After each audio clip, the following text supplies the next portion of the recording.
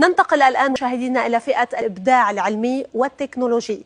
وعالمنا العربي غني بالطاقات المقيمة أو المقيمة والمهاجرة، فمن خطف الجائزة هذه السنة؟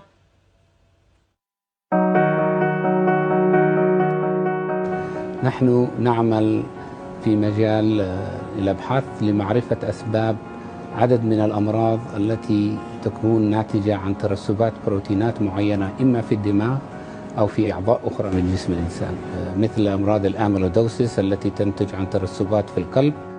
وكانت للأبحاث التي قمنا فيها دورا مهما في ابتكار استراتيجيات وأدوية جديدة لعلاج هذا المرض. هل اقتربنا من إيجاد علاجات فعالة لمرض الخرف والباركنسون؟ هذه الأمراض معقدة ولا زالت الأدوية المتوفرة تعالج أعراض المرض وليس مسببات المرض، ولكن نحن في كل يوم نتقدم خطوة في الاتجاه الصحيح.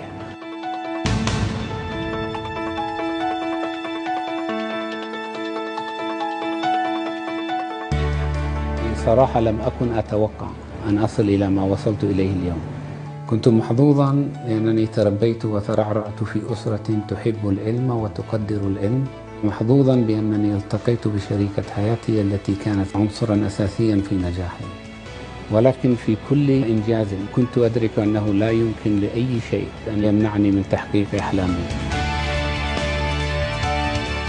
الشباب والشابات اليمنيين مثلهم مثل باقي الشباب العربي ينجحون ويتألقون في أي مكان تتوفر فيه البيئة. فرسالتي الأولى لهم أن لا يفقدوا الأمل وأن يستغلوا وقتهم في كسب الخبرات التي من شأنها أن تساعدهم في تحقيق نجاحهم وأحلامهم.